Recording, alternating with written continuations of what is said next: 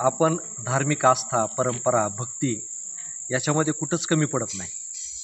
ते कमी पडतो त्या आचरणामध्ये कमी पडतो. आता काल माझ्या एका मित्रानं एक गोष्ट फार महत्त्वाची सांगितली.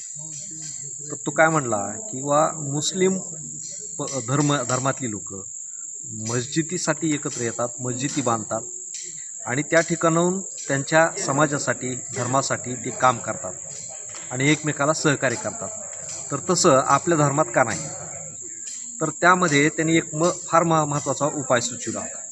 तर तो काय म्हणला माहिती का, की आपल्याकडे प्रत्येक उत्सवामध्ये व्यर्थ पैसा जातो.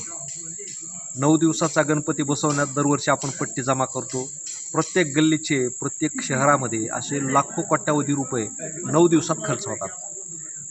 गणपती झाला की देवी बसवतो, देवीला पुन्हा वर्गणी करतो, त्याचा उत्सव आपण साजरा करतो. दिवस संपले की त्या पैशाचं आणि त्या देवाचं महत्त्व संपलं.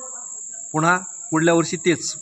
तर त्याने ह्याच्यामध्ये एक गोष्ट अशी सांगितली होती की आपण असं का करत नाही की एखाद्या शहरामध्ये जर 10 गल्ल्या असल्या आणि 10 गल्ल्याचे मिळून जर 10 लाख रुपये जमा एकत्र केले, तर दरवर्षी तुम्ही एक चांगलं मंदिर बांधा, एखाद्या जुन्या मंदिराचं सुशोभीकरण करा, एखाद्या जुन्या हिंदू वास्तूचं तुम्ही उदात्तीकरण करा.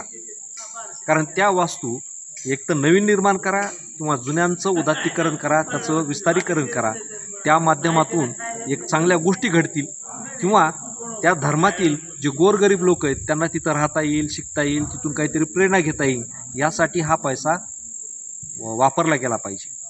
परंतु आपल्याकडे काय होतं की आपण उत्सव म्हणजे भक्तीपेक्षा उत्सव मोठा, आस्थेपेक्षा दिखाऊपणा मोठा, बरोबर का? आणि त्याही पुढं धार्मिक भावनेपेक्षा धर्माचं अवडंबर मोठं, हे याच्यामध्येच आपण आत्तापर्यंत आपल्या पिढ्या गेल्या, आत्तापर्यंत आपले पूर्वज गेले आणि आता आपण प्रगत असून, सुशिक्षित असून सुद्धा त्याच मार्गाने जातोय. हे खरं वास्तव आहे. म्हणून सुधारण्याची वेळ आहे. सुधरा आणि चांगलं समाजासाठी आणि आपल्या धर्मासाठी चांगलं काम करा. तीच खरी राष्ट्रभक्ती आहे.